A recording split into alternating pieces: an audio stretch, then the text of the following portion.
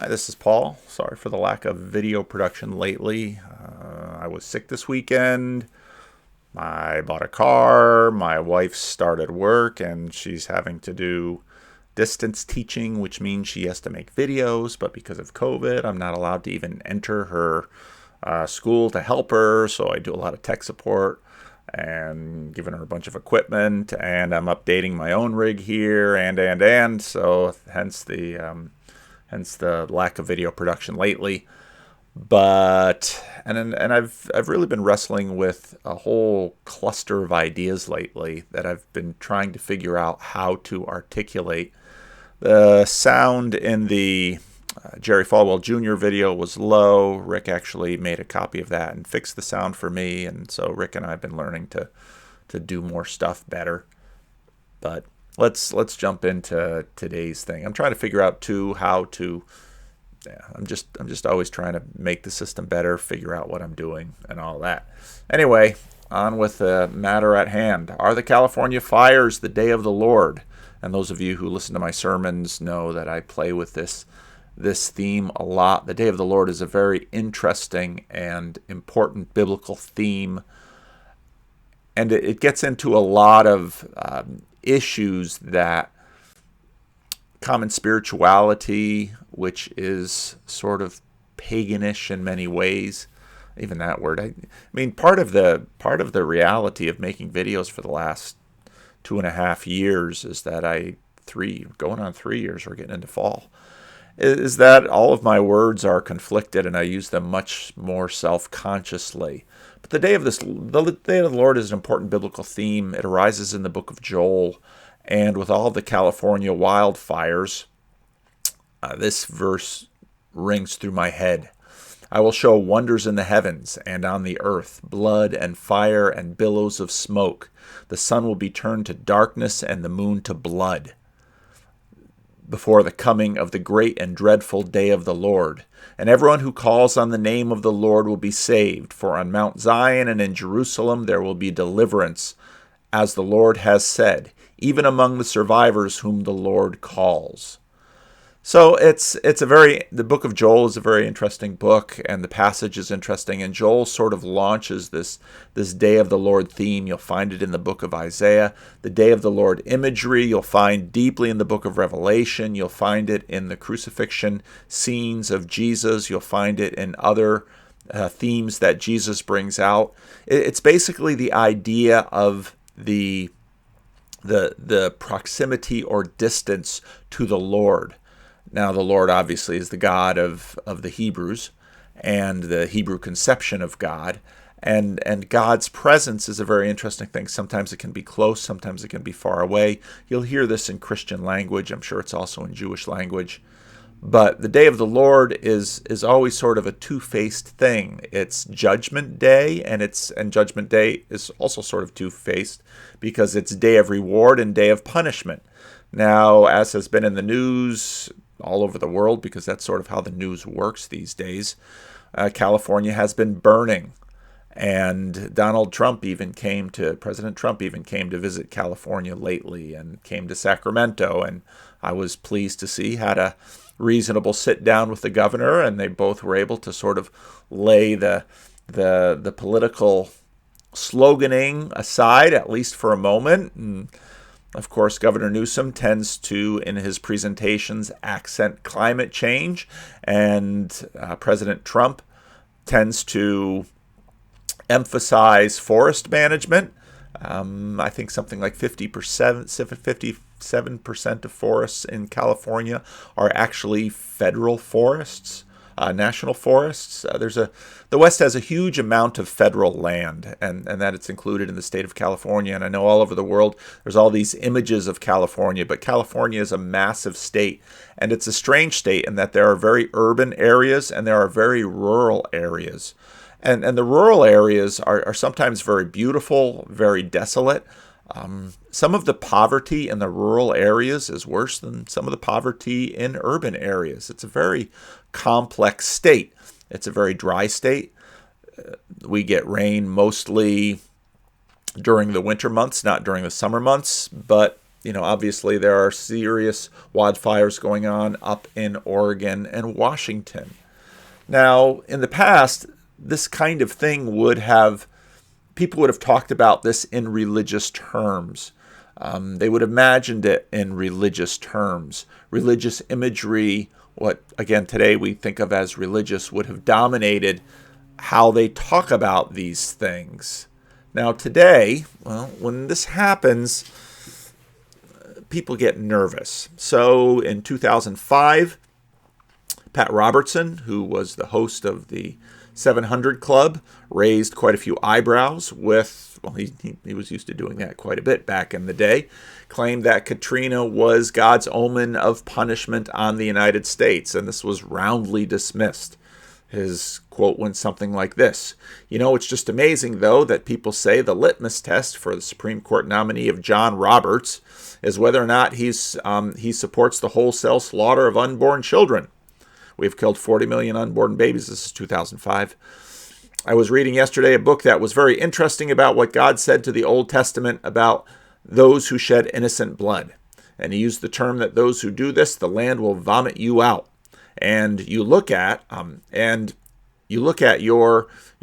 book of Leviticus and you see what it says, and the author of this says, well, vomit out means not able to defend yourself. But we have found we are unable to defend ourselves against some of the attacks that are coming against us, either by terrorists or now by natural disaster. So, of course, 2005 was just 4 years away from 9/11. So terrorism was very much on the mind of the country. Justice Roberts was the Chief Justice, and he was nominated by George W. Bush. And here Pat Robertson connects Hurricane Katrina and the devastation that it caused with abortion. Now, Al Gore to Congress in 2007 didn't make the causal links quite so clear, but pretty much intimated that, it's climate change that was causing more and more frequent hurricanes.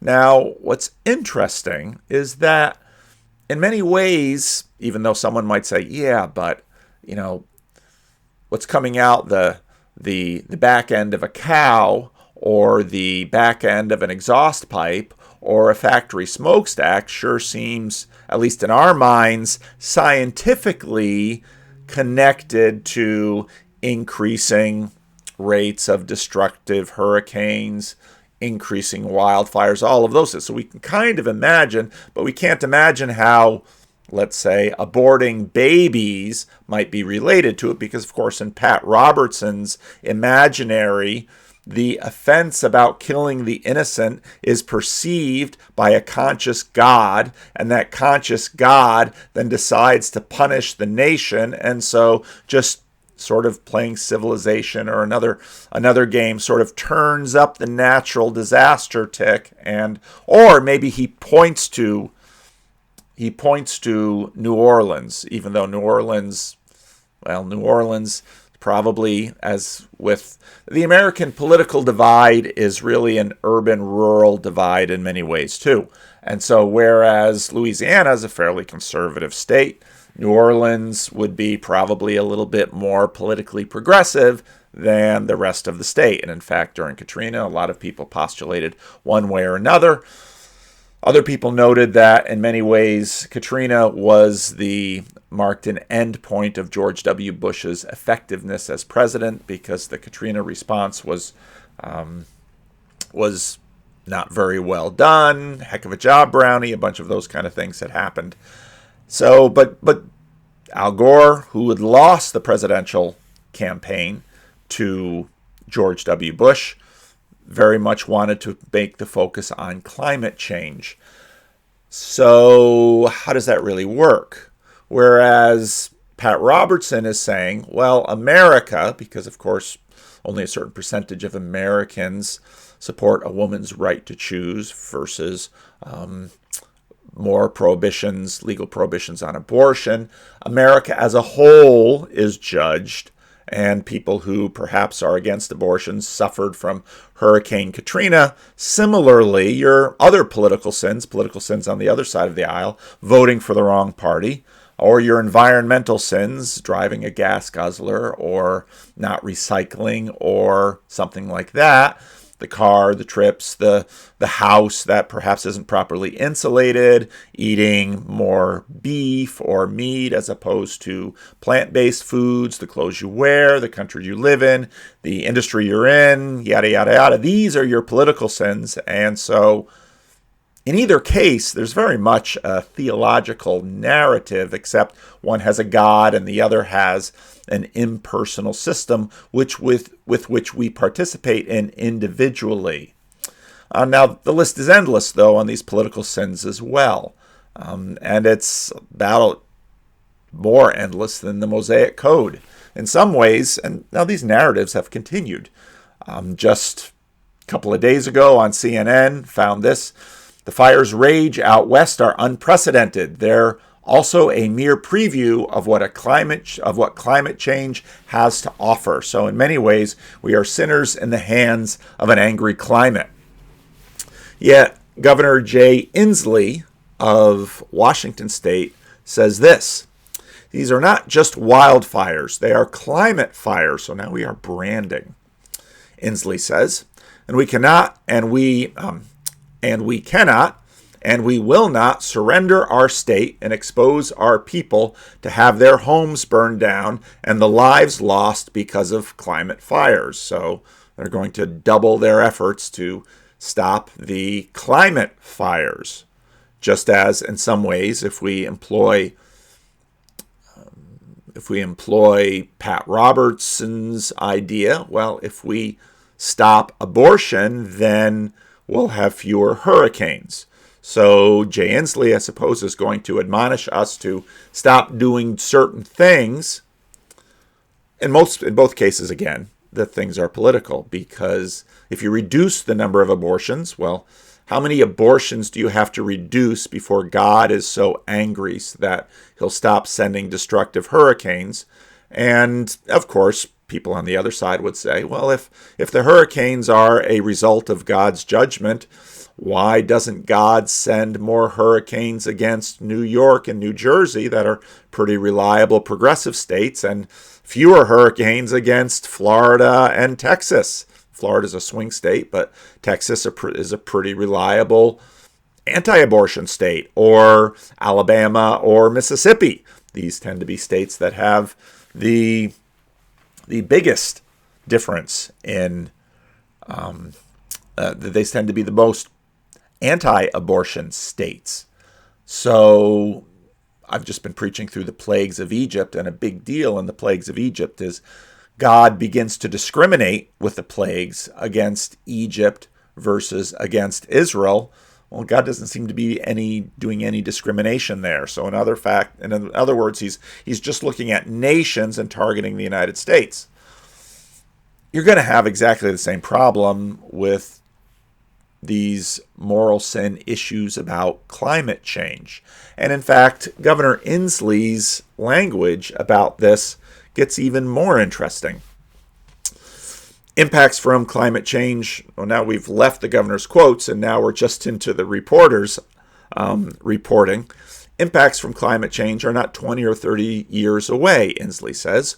Already, too many towns have burnt down, the governor says, and he looks forward to a state being unified to fight this scourge. Now, is the scourge the fires, or is the scourge climate change?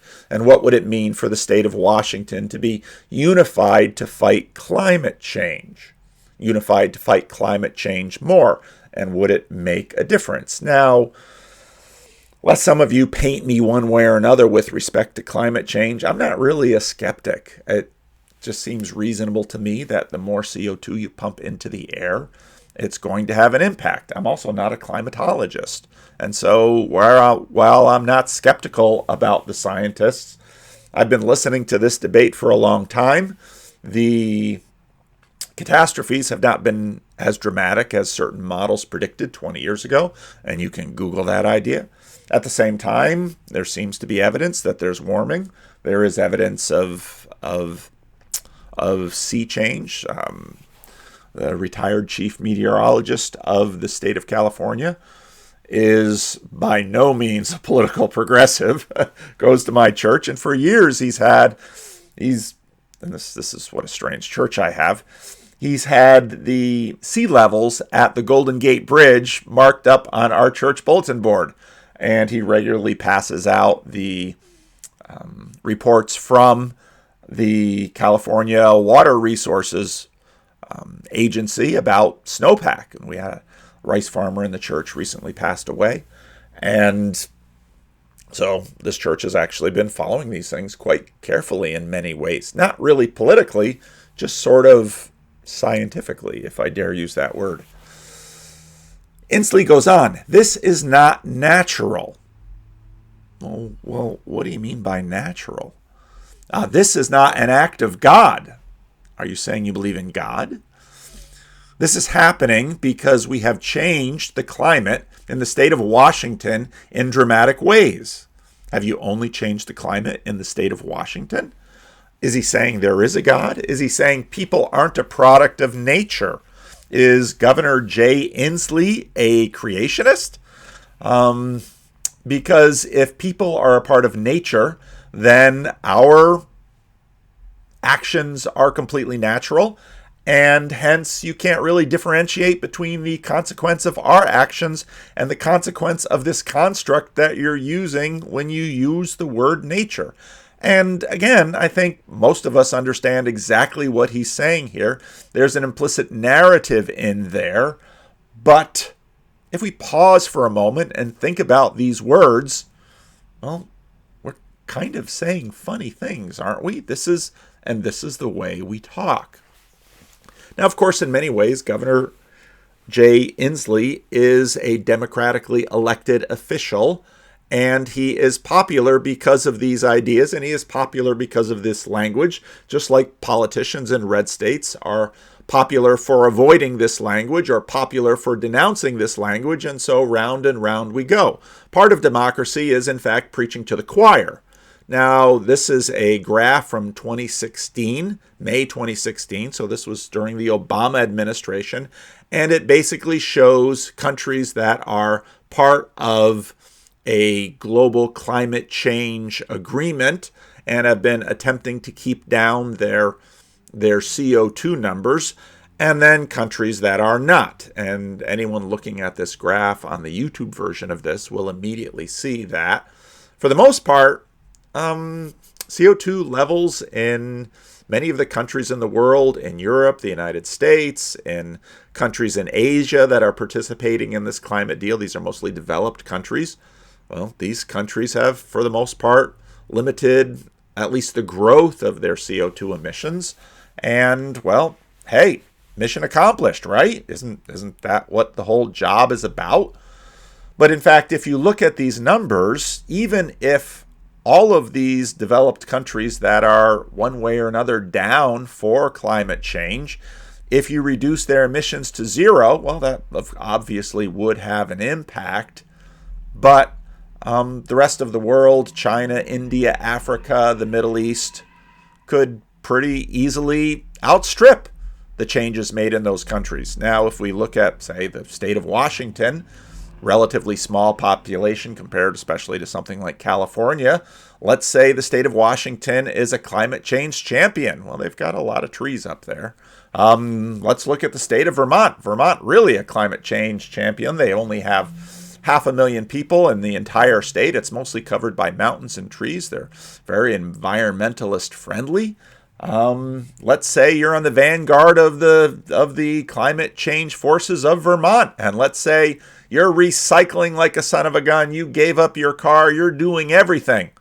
You're not going to make a dent in this graph. Well, let's flip the narrative, and let's say you're 100% opposed to abortion, and you're never going to get one.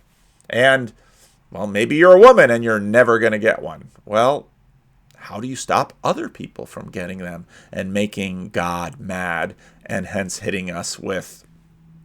We can make the arguments about wildfires about abortion too. I mean, we can run this in many, many different ways. The developed world, when it comes to climate change, isn't where these projected increases really are. So maybe Jay Inskeep should he ride a jet to India and China and chide them? But now our narratives start to get conflicted because he is in fact a white man. And should the white man chide Africa and India and China? Or is that neocolonialism? Or are we paying for their sins to come? Or are they paying for our sins to come? Or our current sins? Or basically, are we indulging in, to use a line from George W. Bush, the soft bigotry of low expectations on the third world? That's actually a pretty potent idea. We imagine that they are somehow less smart than we in the developed world are, or do we imagine they are less morally evolved, less on the right side of history than we are here? Do we imagine that they are somehow childlike? Are we infantilizing them by not expecting them to join us in the worldwide challenge of reducing CO2 emissions and therefore cooling the planet sufficiently? Maybe we can't expect the developed world to understand this like we can. Many in the developed world said, well, you made this mess, why should we have to pay for it? You had the chance to develop. Why can't we develop? You have cars at a rate of, one car for, I don't know, is it one car for every American? In the world, it's 4 cars for every 100 people. Why can't we have cars? That's unjust. That's inequity to not do that. That's unequitable for us to not have as many cars and smartphones and gadgets and use as much electricity as you've used. That's inequity. We're all for equity. So there's no way out of any of this. There really isn't. We may have the preachers and the pulpits of politics and the media and the omnipresent news, and they've sort of become the daily office and the lectio divina to indoctrinate the faithful in the acts of climate change. But if only the faithful are using public transportation or recycling or switching to LED bulbs or doing all these things, it's still not going to make a difference. The angry God of climate, in fact, is going to have his way with the sinners and the non-sinners alike. So what can you do about this? And I just put up on the screen a picture of Pat Robertson, and on the other screen, we got a little two movie thing going here. It's Gavin Newsom, and Gavin Newsom going up to Oroville with the smoky backdrop and preaching his little sermon about climate change, and Pat Robertson on the 700 Club preaching his little sermon about abortion. And, I think abortion is wrong. I think there should be more restrictions on it. Climate change, I think climate change is real. We should be responsible stewards about how we use the planet. But in many ways, both of these guys are preachers. And both of these guys are telling people to do things about what they can't do a lot about. And both of it just boils down to, well, vote for one party or the other because that'll solve it. Well, Republican presidents don't seem to make much difference when it comes to abortion. Democratic presidents don't seem to make much difference when it comes to climate change. Oh, the moral equivalency. And that's usually the thing that then both sides will throw at me. I'm just making an observation. I'm not telling you who to vote for, and vote for whoever you choose. I'm just saying this is how these narratives are working. It's sort of like going to Protestant church. Now, again, I am a Protestant, so I'll pick on the Protestants more liberally. I pick on Protestant churches because, for the most part, Protestant churches is about talking. You want to convince the people to sin less and live a more righteous life. And that seems to be everybody's a preacher now. The governor of California is a preacher. The governor of the state of Washington is preaching. Donald Trump was in Sacramento preaching the gospel of forest management. On and on and on. Everybody's talking because we've got to convince our neighbors. And again, there's absolutely nothing wrong with that. That's a completely natural thing for us to do. Talking is, in fact, what we should do to all get on the same page, to agree about what's right and wrong, and to collaborate together and to do things together. But now the preaching is coming through news and politicians. And, well, the truth is it's probably always come through them, hasn't it? What's really interesting to me, and I've thought about this for a lot of years, is that whether you're in church or watching the news, what we're really doing is participating in a symbolic drama. And I noted as a preacher that when it comes to total depravity, being a Calvinist, well, it's a lovely thing, because when, I had that interview with Mr. Reagan way back before his viral video put him on the map, he asked me all these questions. Are you conservative? I don't really know. In some ways I am, in some ways it depends who I'm standing next to. Are you a racist? And I said yes. And he stopped. Why do you say that? Well, I'm a Calvinist, so I'm all these things. I'm a sinner. And it feels good to go to church and to confess my sins in theory and in the abstract. And it feels good to have my sins atoned for in theory and in the abstract. And it's good to be a Calvinist to sort of, use sin, all my sins, and just get them all done with at once. That gets on to part of why Constantine went after Christianity, because it was a way of no longer having to deal with all the tiny little gods. You can just deal with one God as one-stop shopping. Deal with all my sins. And if you're on the right, or if you're in the right, well, you feel vindicated. And because you're on God's side, or God's on your side, or there is no God, but you're on the right side of history, or all this stuff works exactly the same way in our minds. But you can sit there in church and confess your sins, but not actually change much. And that initiates this whole other narrative. And, well, see, the problem with Protestants is because they believe in, that God would forgive all their sins. And if we stopped, letting Protestants imagine that God is that forgiving, well, then, they would feel guilty and they would act more morally. Depends which moral system. Is it the moral system about abortion over on the right, or is it the moral system about climate change over on the left? Is it a God who is looking up in heaven and counting and saying, well, you elected a Republican president, more hurricanes, more wildfires, or you elected a Democratic president, more hurricanes, more wildfires. This is not an act of God. Well, this mic's a little heavy for this stand that I borrowed.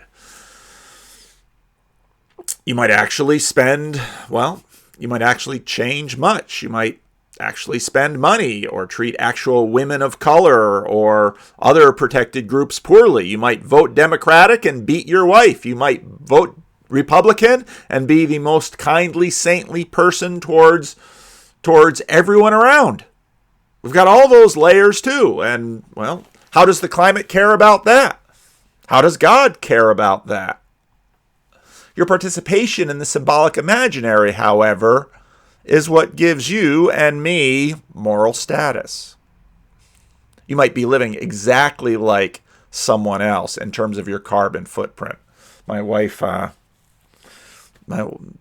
decided to download a keto app, and so of course I went along with her and started, putting in my, the foods that I'm eating, and wow, there's a lot of carbs in those foods.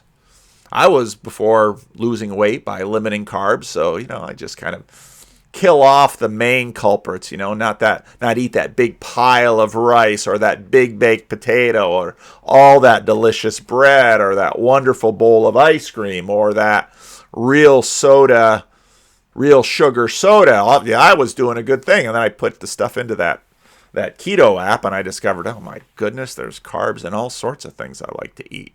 And then, spend a few days trying to eat really low carb diet. And it's like, wow, this is really different.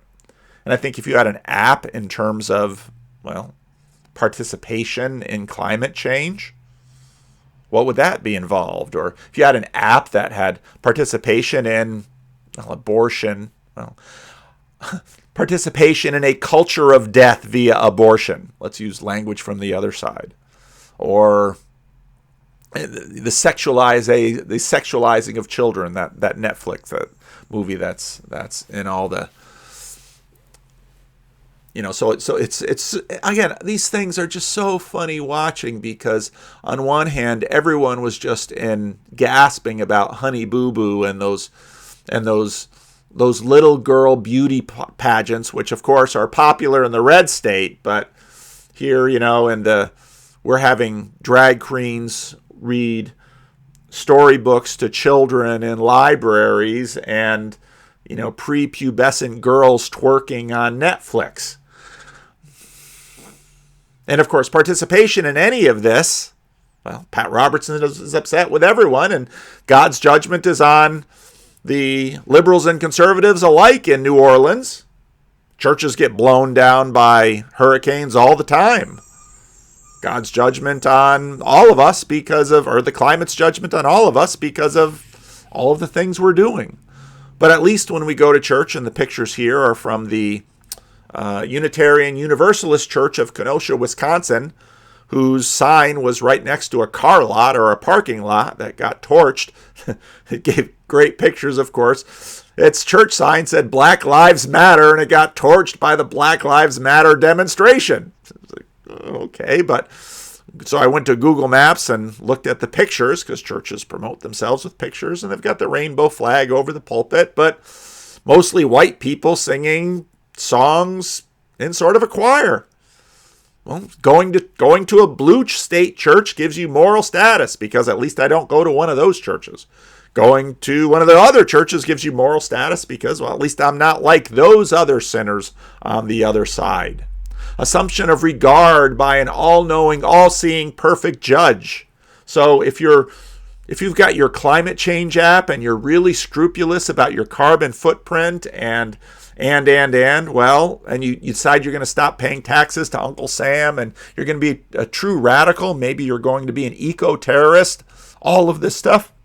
Why do you do it? Somewhere in your mind, you probably imagine an all-knowing, all-seeing, perfect judge that is smiling on you for all your climate change virtue. Or if you're the kind who goes out and protests in front of abortion clinics and is really down for the cause and gives great money, well, maybe you imagine that God smiles on you for all the good things that you've done.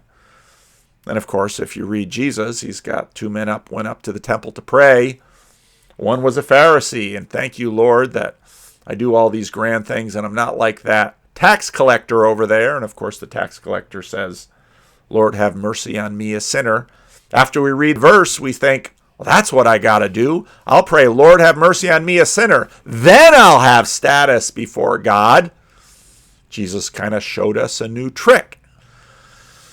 On and on and on and on. But doing these things gives us feelings of meaning. Now I want to bring in, as Job calls it, a fancy Vervaeke word. It was an idea I first heard in Jordan Peterson, and then John Vervaeke treated it in his Cog Sci Awakening from the Meaning Crisis video. Exaptation. And so I decided to Google that, and I found a science blog that had a story on exaptation with some dinosaurs on it. Exaptation, how evolution uses what's available. I've been listening to a bunch of David Sloan Wilson lately, and very interesting writer, very interesting videos from him on YouTube, very interesting video with God Sad that I put on the Vanderclips channel. Notice how evolution, and David Sloan Wilson does this all the time, how evolution is given.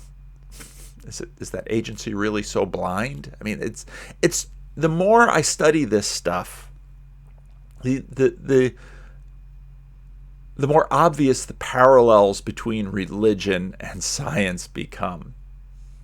You know, how evolution uses what's available. So, well, why, if I've got my little climate change app and I'm really working hard on reducing my carbon footprint, and I'm out there politicking for whatever politician might, it's just so funny watching this stuff, because it wasn't so many months ago at the Democratic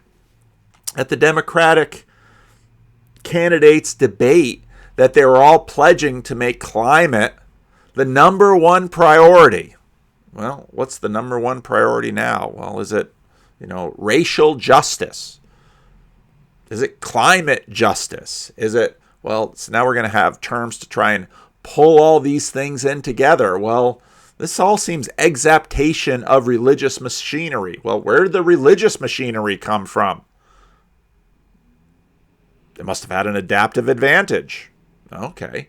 Well, now we're exapting it for non-religious things. So we're not going to get away from this stuff. It must have an adaptive advantage. Why did this power of social imagination develop in the first place? Well, it's because that's exactly how people can cooperate and collectively get stuff done. But you can't say if evolution is blind. You might say, well, that's why it sort of created an adaptive advantage, but there's no sense of purpose and meaning behind it like a conscious creature would have, right? Because you've already ruled that out. So again, I made this little clip of Gad Saad and David Sloan Wilson's conversation on Gad's program. The whole conversation was interesting, but the part that I clipped out I thought was just super interesting. Because Gad basically says, well, I'm a purist.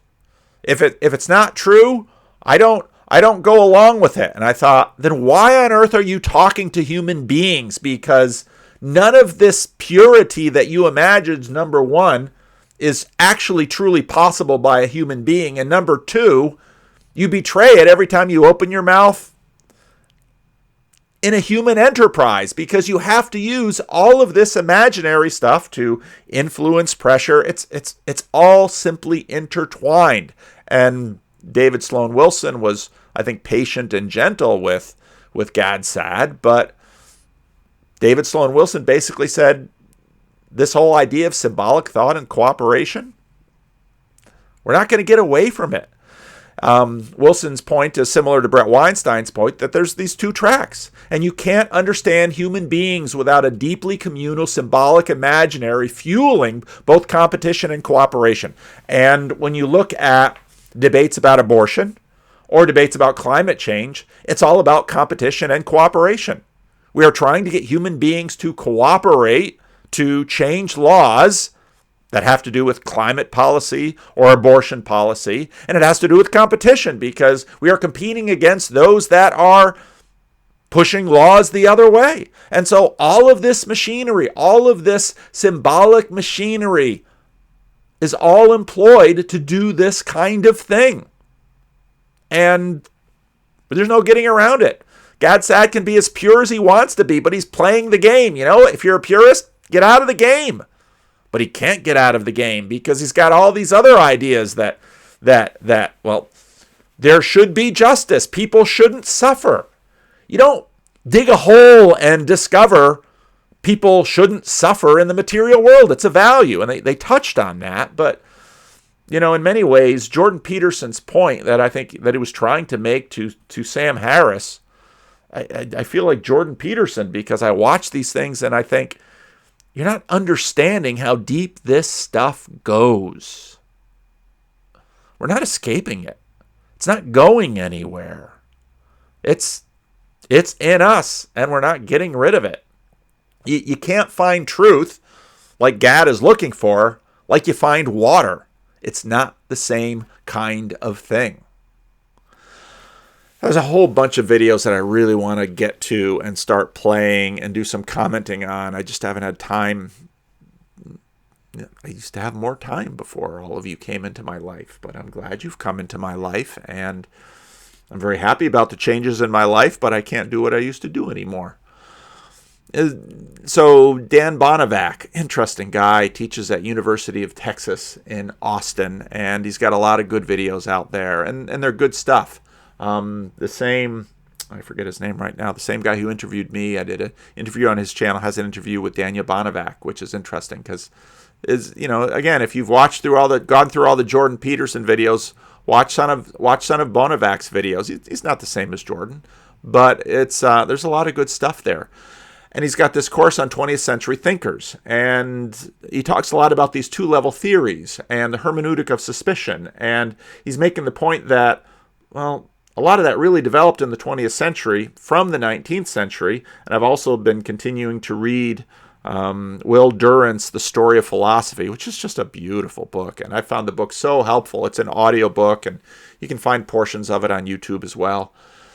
But in a sense, all of this symbolic imagery is they're sort of two-level theories, because we're participating in these symbolic dramas, these symbolic liturgies, these symbolic narratives. We're participating in them all the time, and we, even when we don't really quite know what we're doing. Where two-level theories arise in prominence, precipitating and reinforcing the meaning crisis for many. I'm sure that there is a me in all of this, and that's sort of the meaning crisis. I mean, if in fact it's just my evolutionary biology or my upbringing or that's producing me, if I'm simply the sum of the parts and there is no agency, well, then I have a meaning crisis, because I'm certainly not responsible for what I'm doing, and any manifest image narrative that I participate in is simply fictitious, because the scientific narrative is all there is. I think if you think through this stuff long enough, you see that there's no question that the scientific narrative is nested within the manifest narrative, because people can't seem to act any other way. If I'm simply the product of all these forces that I'm not conscious of, but then we forget that and we do what we do. But we only appropriate what we might learn by scientific learning tools, by imagination and symbolism. Look at it's science-y because it's like my car exhaust and then the atmosphere. Well, abortion would have a deep impact on climate change, wouldn't it? Don't you think? If we kill more babies and reduce the population, then there's less CO2, yada, yada, yada. But then you've got the Jay Inslee natural versus unnatural, yada, yada, yada. Well, here's the thing. You can't find science like you find water. You can't find the number one like you find water. We're simply embedded in these systems so deeply, there's no getting out of them. And Gad Saad is using sort of this modernistic correspondence idea of truth, which is a powerful idea, and it's a very useful idea, but you can't find truth at the bottom of a ditch like you find water either. You might find the truth in the ditch, but again, we're just talking different worlds. We can't do correspondence work without imagination and symbols. If I'm counting fingers, if I count to 5, 1, 2, 3, 4, 5, what we learn in childhood is that, well, it's a correspondence thing. 1, 2, 3, 4, 5, instead of thumb, finger, finger, finger, finger. It's not 5, it's thumb, finger, finger, finger, finger. Or it's thing, thing, thing, thing, thing. Or it's, phalanges. Or it's simply how we work. We're just simply so good at these things that we don't see them anymore. Now I'll do a little bit of comparing and contrasting between the power of these stories. Secularity has no hell. If I decide to simply not listen to Gavin Newsom and simply not believe his narrative of climate change and buy as big a car as I want and burn as much gas as I want and fly over around the country as I want and do as little recycling as I want and be as big a useful consumer as I want and turn up the air conditioning and the air conditioning in the summer and the heat in the winter as high as I want, and I slip out of this world into the big sleep because there's nothing after death, I've gotten away with it. Oh, but we'll scorn you in future ages. I won't know it. I'll be nothing, right? Only the living pay the price for past and present climate sins, and unjustly. Only states can inflict the climate justice upon the sinners. Well, so fat chance democracy has. So what do we need? Well, you need a climate totalitarian government to impose justice. Isn't that sort of where these things go? Is there a link between totalitarianism and having to fix the earth right now and hope of fixing the earth right now? And I brought this up in previous videos. What's amazing is that many of these narratives that, well, narratives on both sides, obviously, but I'll pick on the left right now. Many of the narratives on the left are simply, they simply won't work. You're going to have a neo-colonialism if you're going to save the world from environmental degradation. You're somehow going to maybe use the amazing military might of the United States to bully the rest of the world to adopt policies. And you're going to have climate totalitarian police states enforcing these things. Oh no, we'll do it via technology and free market solutions. Oh, okay. Well, I hope so. Because again, I'm not a skeptic. But I look at these systems and I say, so actually a story that my friend, the chief hydrologist, I won't mention his name, he's retired, he's now in his mid-80s, but it was many years ago he sat down, and of course he always had politically appointed bosses. And in fact, my my friend here he's a deeply conservative man. I'm not going to talk about his stuff here, but he's a deeply conservative man, politically, religiously, all the way around. He sits down with his boss. I think it was in the 70s. And, 70s, 80s, there's these, because, he's in his mid-80s now, and he's been doing this job for years. He's a very big wheel in California water resources. Kind of a legend, actually. He's really a savant. But he sits down with his boss, and they say, well, there's this thing called climate change. And, looking forward in terms of California water storage, we can probably expect less storage from snowpack, and which is going to mean we're probably going to need, build more reservoirs? Well, it's supposed to be tearing down the reservoirs because of environmental concerns. Oh, now we're going to store water in valleys that don't have, we're going to store water in valleys that don't have rivers. Oh, okay. And there's lots of those in California too. But that means you have to pump the water up to it. And in order to pump the water up to the valley, well, now you're going to use nuclear? No, we don't talk about nuclear. I mean, these things just go round and round and round and round. And if you can't see, the human beings are on one hand amazingly absurd and amazingly brilliant. So we have to pump the water up to these empty valleys, and we're going to use those for reservoirs so we don't disrupt the fish population. And hey, I care about the fishes. I want to see this. I want to see people fishing for salmon in the Sacramento River. I don't want to see the salmon runs disrupted by dams, even though, well, dams create hydroelectric power. That's really energy efficient. We'll offset the water we store in the dam by getting hydro but then you got to pour all that concrete. That takes energy. That takes money. So in other words, there's no way around any of these things. And I'm not saying there isn't smarter ways to do it and better ways to improve. I'm all for that. But again, how are you going to do this? How are you going to make China do it? How are you going to make India do it? How are you going to make Africa do it? So isn't that a neo-colonialism? But if you're a secular, just make sure that it doesn't pinch you. Oh, but I want to have exaptative moral feelings about myself. Oh, okay. Well, then just go to an institution like a church or a Sierra Club, or give fat to the Sierra Club and live freely, I suppose. Oh, I was watching Face the Nation.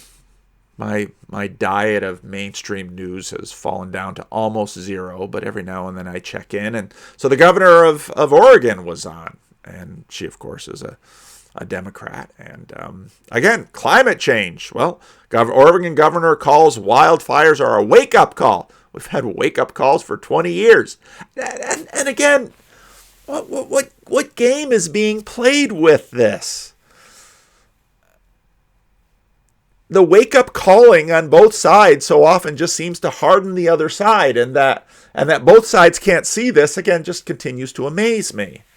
More than 500,000 Oregonians are under an evacuation, and 40,000 have been forced to leave their homes. And I thought, I bet you almost all of these people, at least in California, almost all of these people are white. Well, some of them are Hispanic. Almost all of these are white. Many of these people, some of these people are wealthy. You see them with their ranches and their farm animals. Many of these people are poor. And I was wondering, what are they going to say about the race narrative when it comes to the wildfires? And so I watched Face the Nation, and ooh, we got a class narrative. I was looking for intersectionality, and most of the victims are from underserved communities. And I thought, oh, okay, underserved communities. What does that mean? Well, in many ways, it's true. A lot of rural California is white and poor. That's who they are. So if they're poor, they're underserved. If they're white, they're privileged. And again, you start just thinking through these narratives because they're all being thrown at you. And I just think, doesn't anyone stop? I think more and more people are stopping and saying, wait a minute. Their white privilege isn't saving their homes from the wildfire.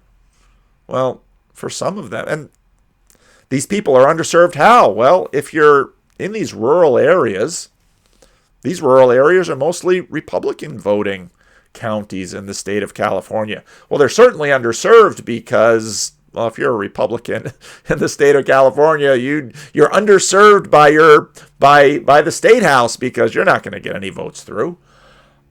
And again, the narratives just keep crossing. They keep crossing in crazy ways because many of these communities that are being burned through, not especially progressive, not especially believing when it comes to climate change. When I drive through these counties, because these are the kinds of places I like to go, and when I go on vacation, because California is a beautiful state and there's all kinds of wilderness, and I love wilderness, and so there's all these Trump signs and Pence signs, and it doesn't end. But there's this incessant moral drumbeat, and it's like, can we have an adult moral conversation instead of just all this constant propagandizing? It's really a little silly. Is it climate karma?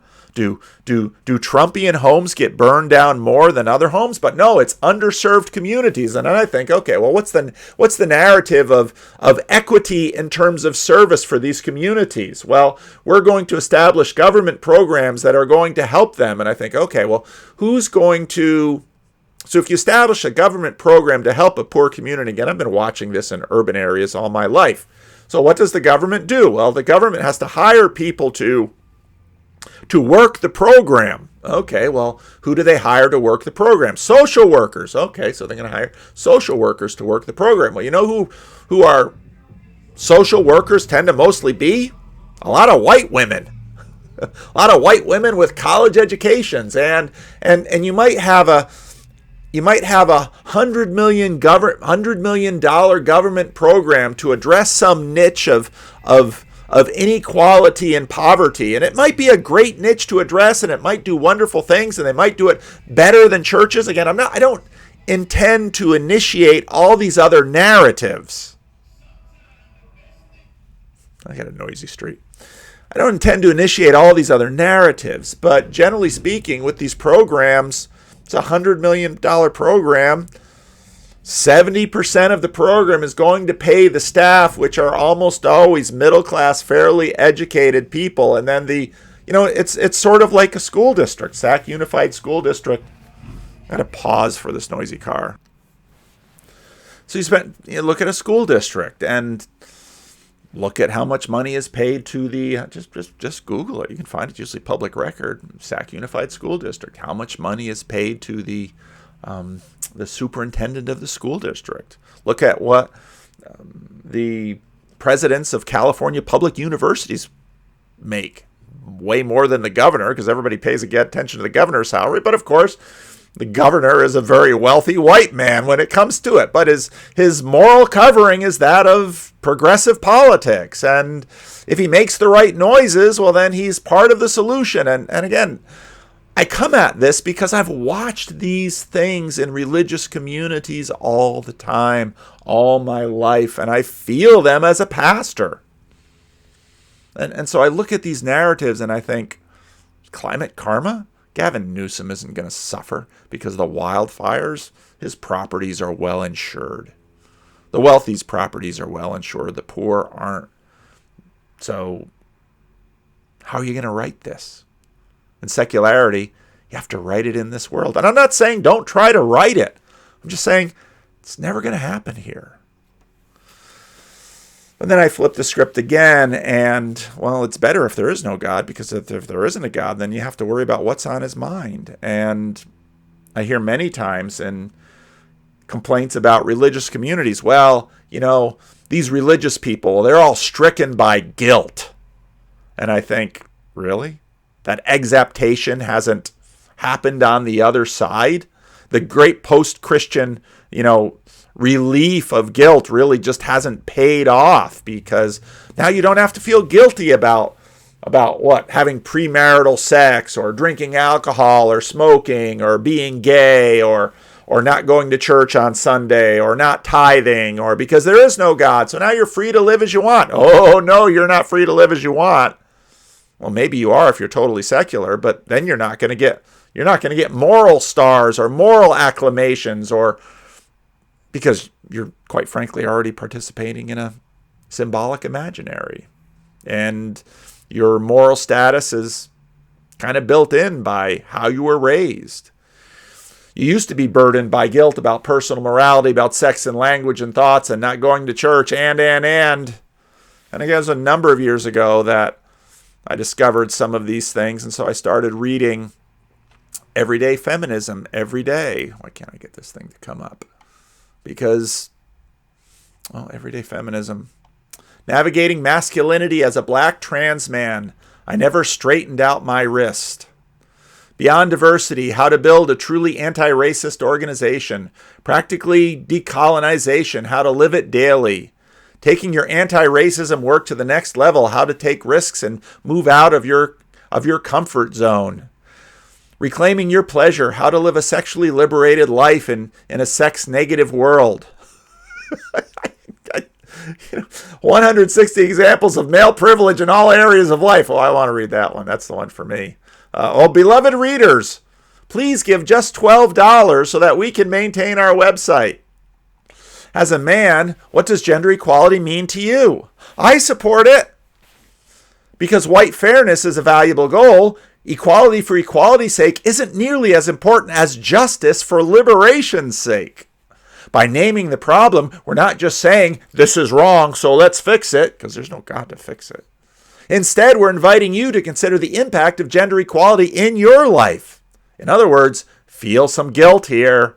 Guilt is healthy. You need guilt. Our job here is to make you feel guilty, because by guilt, I can now lead you into a more moral life, the benefits of which end when you die. Unless you're spiritual and can have any imaginary you want, but we're not really going to let that flourish too much in our neighborhoods, because who knows what kind of ideas might go by. And these are the important ideas.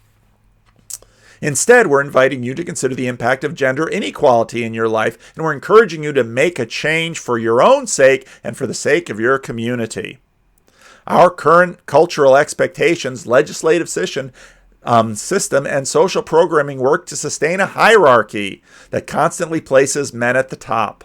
Consequently, men consistently achieve, succeed, and benefit at the expense of every other gender. That's called male privilege. But here's the thing about male privilege. It hurts everyone, including you. This is because accessing male privilege often requires you to conform to toxic norms of masculinity. You know this norm. It's the idea that only real men are the ones who don't show their emotions. Which emotions am I allowed to show? Am I allowed to be angry? Am I allowed to be violent? Oh, but punching a Nazi, yes. Letting your little boys tussle, no. Again, exaptation, it's all the same. It's all the same. And you probably also know that no man completely fits his own narrow box of masculinity, and that our society is unforgiving towards men who don't fit what they're supposed to be. And you're not telling me what I'm supposed to be? So we have to face the ways traditional masculinity is rewarded with privilege in order to liberate everyone from the painful trap of society's oppressive boxes. So you're not trying to tell me that your new masculinity and to reward me with privilege in order to liberate everyone from the painful trap of, and again, a lot of you watching this channel, you watch Benjamin Boyce.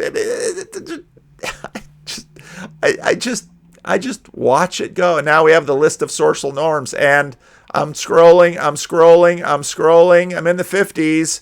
I'm in the 60s.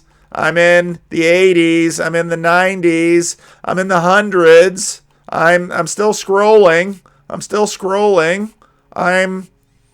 All religion and lack thereof. Oh my. If you're religious, you're more likely to have religious leaders of your gender with every major religion led by men. If you're religious, well, unless you're Wiccan. If you're religious, you're less likely to be assumed incapable of choosing your religion for yourself, like when people assume that Muslim women need saving. You're assuming I need saving. If you're religious, you're less likely to have your beliefs attributed to irrationality and scientific ineptitude natural for your gender. Where that natural word came in again. If you're religious, you're less likely to have your holy text like the Bible interpreted in ways that justify mistreating people of your gender, like silencing women, and less likely to have passages that affirm your gender ignored. 162, well, 167. So, what am I supposed to do here? Oh boy. But there's moral burden on the other side too. Moral burden. I mean, when I listen to Brett Weinstein, there's moral burden. I mean, we've got to save politics. You know, I think it's a little late for Unity 2020. So, hey, Unity 2024. It's never too early to get the movement going. And quite frankly, I would love us to be more politically moderate. I'm a political moderate myself. Everybody has political feelings. That's the nature of the game. So, your moral burden, it's all on you, baby. And all this brings to mind, and you might have heard some intimations of it earlier in the video, the book of Genesis, chapter 18. 3 visitors visit Abraham.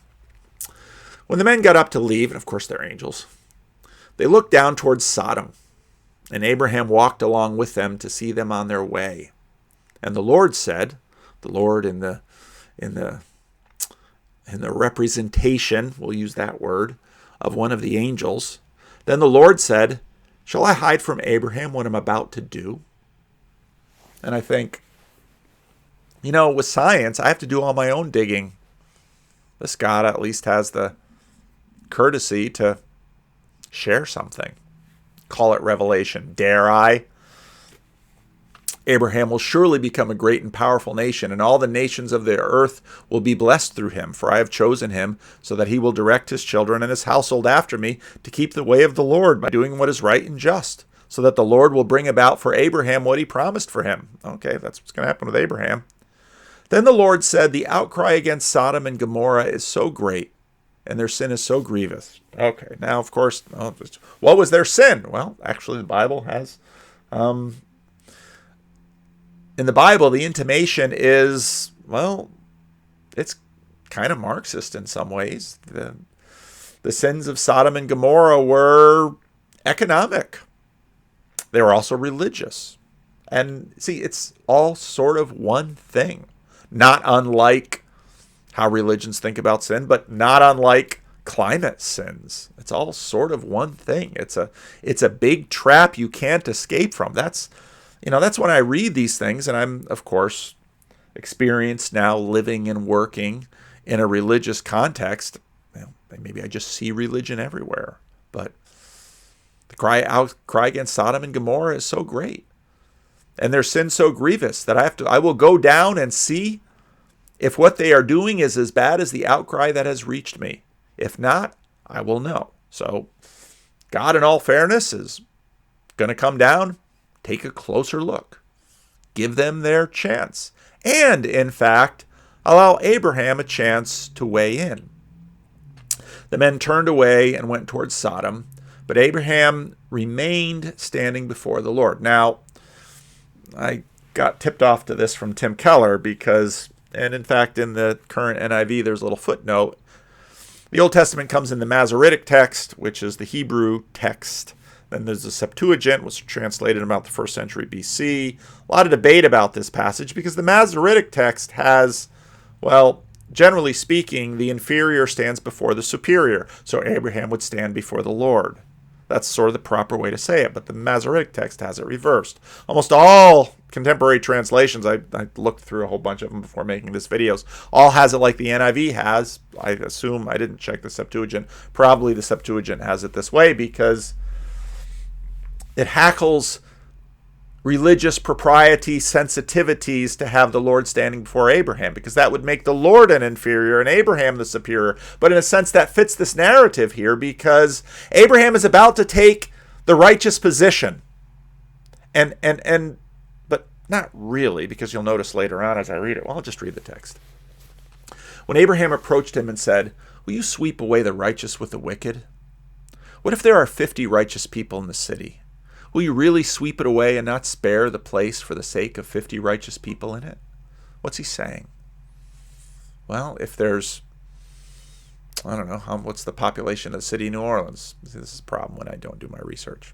Let's say 1 million people in the city of New Orleans. How many of those million people had abortions?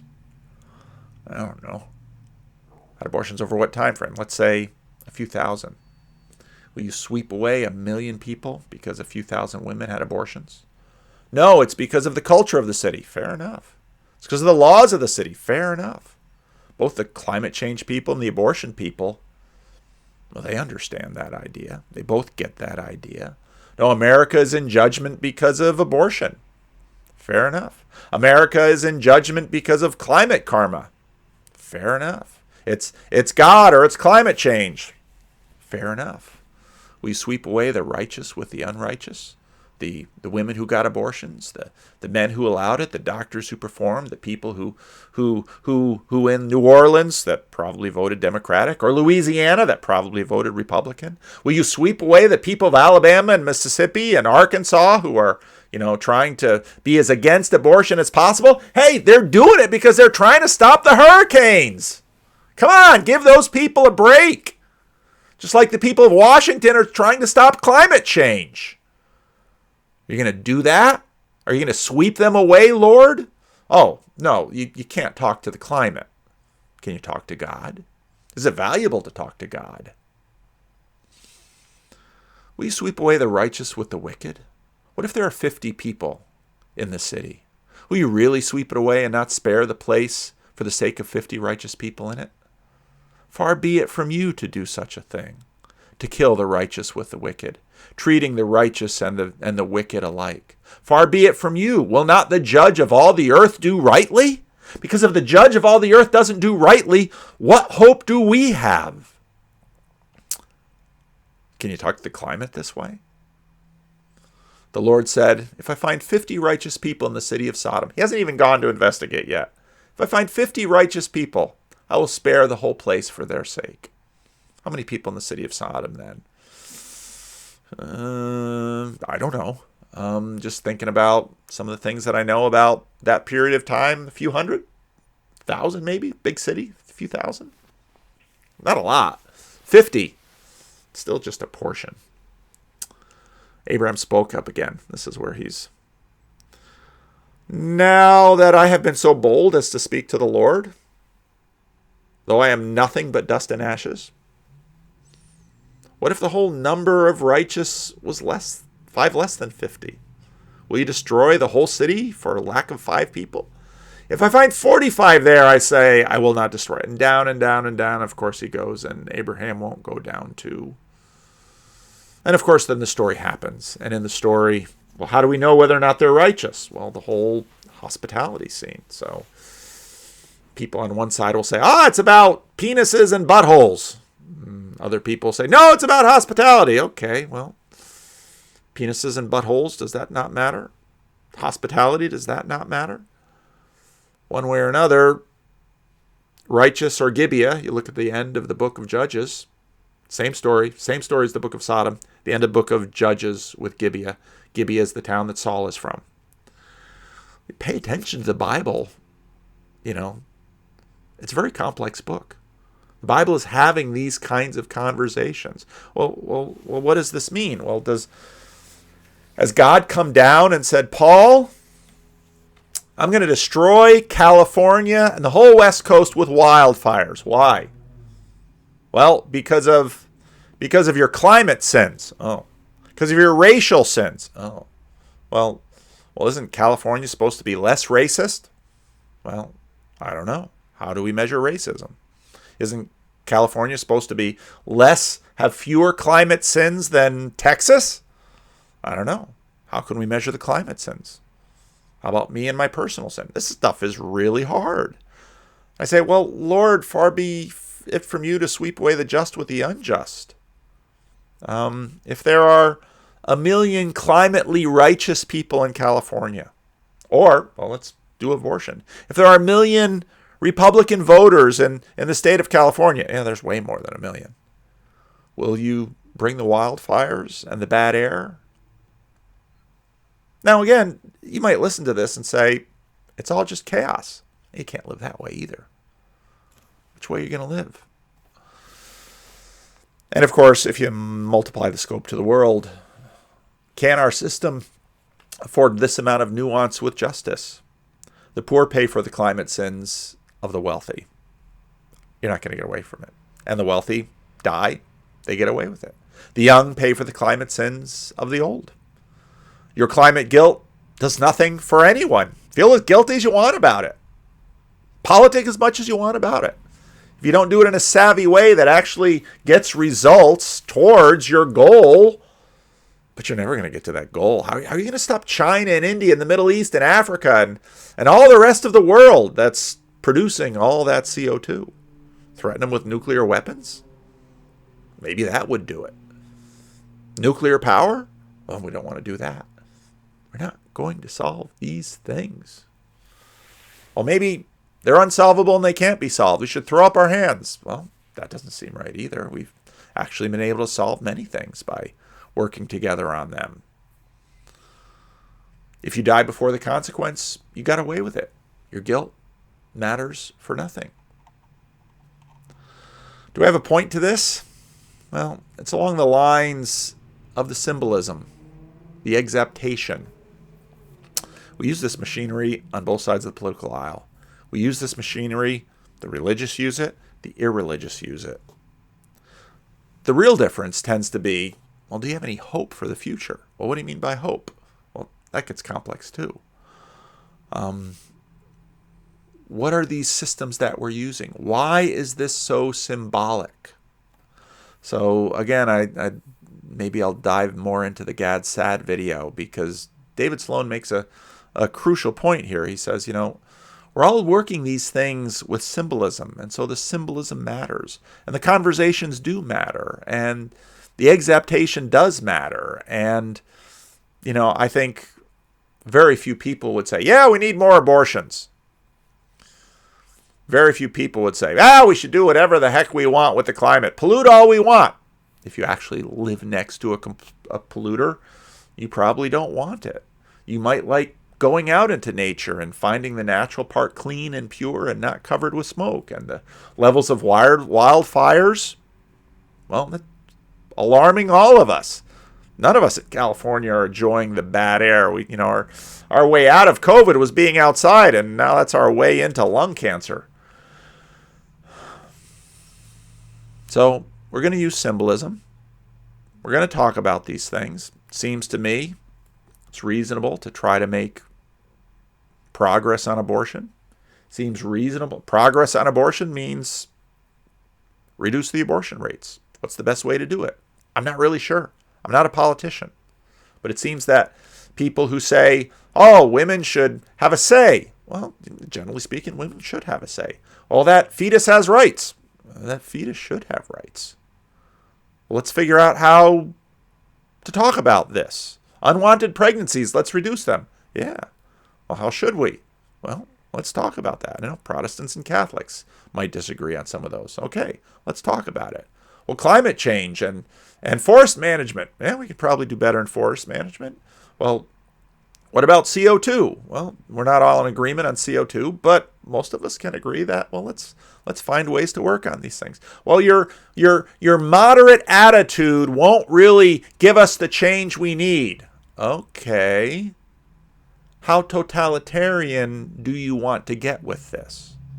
And can you actually maintain your totalitarian climate views and your totalitarian sexual views? No, it's you conservatives that are the sexual totalitarians. Really? I just read a thing telling me how to be a man. Was it written by a man? I don't know. It sounded a little totalitarian to me. I think there are, what, do you count the Old Testament law? There's 600 some odd laws. We already had 165 about my toxic masculinity. We're just getting started. So, yeah, let's acknowledge, well, there's some exaptation going on. We're going to be using this symbolic thought for cooperation. And so maybe get off some of the high horses about, I only believe in science. Well, then once you opened up your mouth, you sort of betrayed it, because if you're trying to convince me in order to play a political game, you're involved in something that is, science can talk about it. And David Sloan Wilson and his science, I think, does talk about it. But there's a lot of religious-y stuff going on in all of this, too. So I don't know, this video's worthwhile. Maybe I just wasted my time. I often have that feeling when I get to the end of a video. But I'll post it. We'll see how the sound is. We'll see what you think.